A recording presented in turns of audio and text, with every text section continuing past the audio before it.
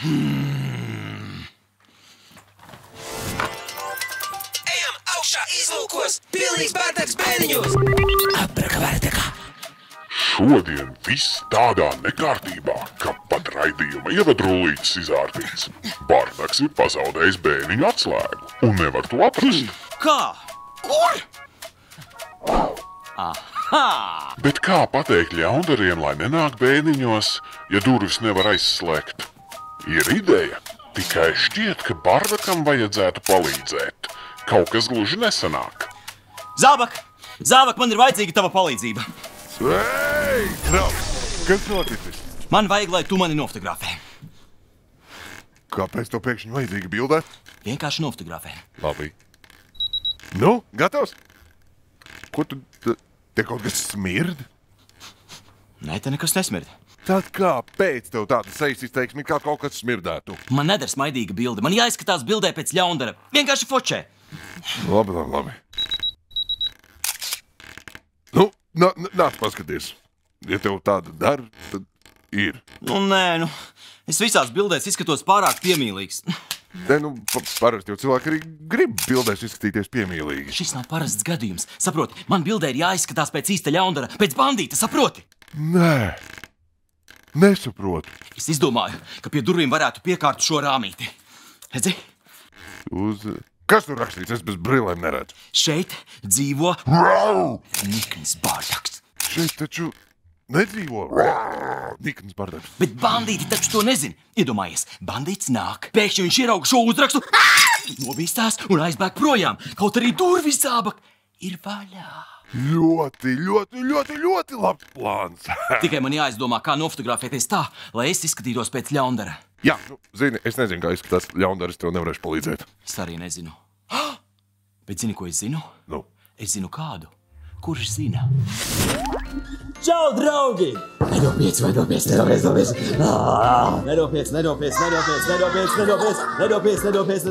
Draugi, man ir vajadzīga jūsu palīdzība. Palīdzēsiet? Jā! Vai jūs zināt, kā izskatās īsts ļaundaris? Manam ļaundarim ir 2 galvas, un viņam ir acis, lai citi var nobīties no viņa. Bet sirdī viņš ir labs vai tomēr arī ļaundaris? Ļaundaris, jo viņam saplīsušas sirds. Un tad salauztās sirds dēļ viņš ir kļuvis par ļaundari? Jā. Man ir tā kā ļaundaris, kuram te ir vēl aizsardzība, tam aplim nevar izšaut cauri. Lode aklits un trāpa tam, kurš šāva, vai ne? Man ir aizvus galva ar cilvēku ķermeni, viņš ir liels un viņš ir ēst cilvēks. Tas ir pārākais ļaundaris. Jā, viņam ir baigā sešpaka, viņš tomēr trenējās, laikam, vai ne? Man ir tāds astoņkājs, kurš izsauc no sevis skaņu, tad viņš pievilina cilvēkus, nedod visu savu naudu, un pēc tam viņš aprīt tos cilvēkus. Sākumā atņem naudu un tad apēd? Jā. Tā kā princesīte, un tur ir kronītis un smaids tāds, un tāda... Apēd, jā? Tur ir tādi aplīši, aplīšos ir tādi dzīvnieciņi, un kad sākās kaut kādi svētki, tie dzīvnieciņi izlien, un tad viņi pārvēršās pa tādiem plēšiem. Plēsējiem. Un tad viņi uzbrūk upuri. Visus apēd. Briesmīgi. Mans ļaundaris ir, kurš zog daudz naudu, un viņš nopelnīja zelta māju. Viņš dzīvo tajā mājā? Jā. Tāds smaidīgs un tāds jauks. Nekad nepateiksi, vai ne? Man ir tāds ļaundaris, kurš griež nost galvas. Viņš apēd. Apēd tās galvas? Jā. Kā viņš pievilina savus upurus, viņš aicina ciemos vai zog viņus? Aicina ciemos. Ja jūs šāds aicinātu ciemos, jūs dotos pie viņa? Nē, nekādi. Bet viņam droši vien ir kaut kāda, varbūt ultraskaņa, ne? Kad viņš uzrunā tā, ka tu kā hipnozē un jā, es iešu pie tevis ciemos. Man ir tāds ļaundaris, kurš zog naudu. Viņš nozaga no bankas naudu un policija skrēja. Policija noķēra, tas ir ļoti labi, vai ne? Pasties, nauda viņam ir. Un viņam vēl ir 3 acis. 3 acis, lai viņš labāk var redzēt. Ļaundaris, kurš nozaga laika lietu, kas visu apstādinās. Apstājās laiks. Jā, un viņš vienkārši pazūd.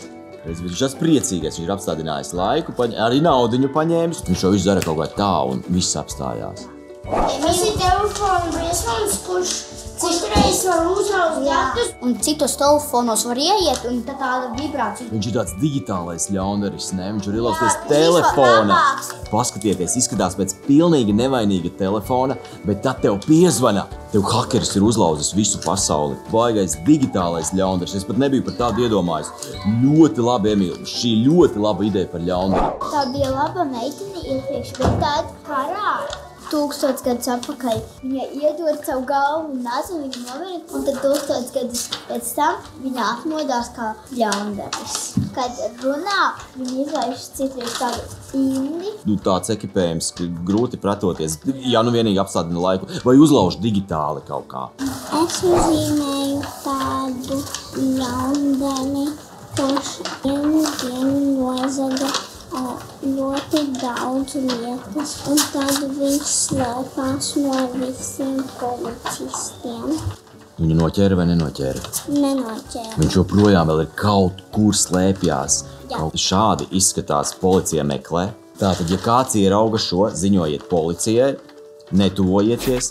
Draugi, klausieties, es nebiju iedomājies, ka ļaundari var būt tik dažādi un tā izskatīties. Mēs varētu pajautāt arī mūsu draugiem policistiem, kādus ļaundarus viņi ir redzējuši un vai viņi varbūt zina kādu no jūsējiem. Čau, Runcis Rūdis! Labdien, bērni! Mani sauc Ilva, esmu no valsts policijas. Ar mani šodien kopā bērnu draugs Runcis Rūdis. Un tā, policisti Ilva un Runcis Rūdis apskata bērnu zīmējumus. Vai kādu no šiem ļaundariem jūs esat redzējuši, sastapuši vai pat noķēruši? Skatoties uz jūsu ļaundariem, mēs atpazīstam, diemžēl, ļaundarus, kādi arī ir sastopami. Un, lai no tā izvairītos, tad mēs kopīgi ar jums šodien atcerēsimies, kas tad ir jādara, lai nekļūtu par ļaundaru upuriem. Nevienmēr ļaundari būs baisi, briesmīgi, biedējoši.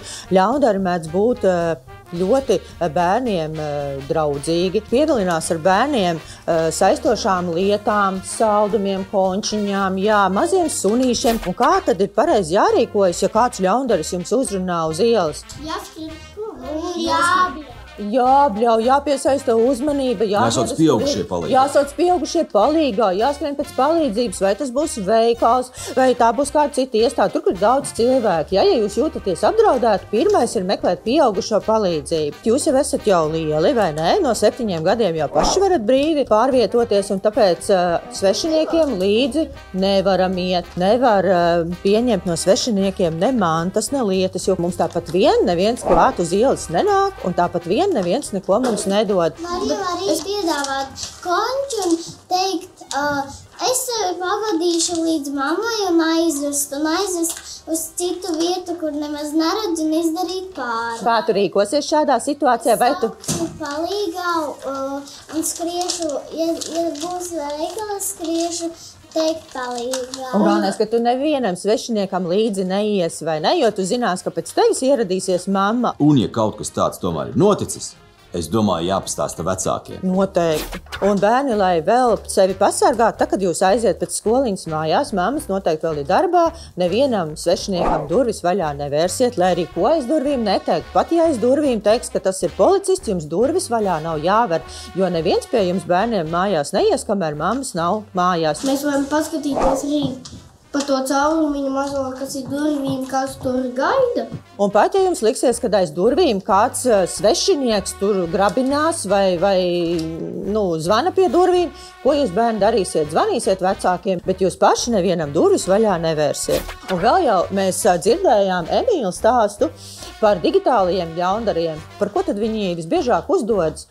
Par vienaudžiem, par bērniem, bet jūs jau sarunājoties ar šo te cilvēku internetu vidē, jūs jau nezināt, ar ko jūs runājat, vai ne? Tur varbūt nemaz nav Jānis, tur varbūt nemaz nav Liene, tur ir varbūt, nezinu, kāds onkuls Pēters vai kāda tante Anna, kurai nebūtu nav labi nodomi, tāpēc bērni ļoti uzmanīgiem ir jābūt arī internetu vidē, un arī internetu vidē bērnus var dažādi uzrunāt, piesolot saldumus, dažādus labumus, pavizzināt. Jā, tā kā bērni izvairieties no šādiem te cilvēkiem. Piemēram, man ir piezvanījis svešs numurs šeit, kad ir bijusi stunda.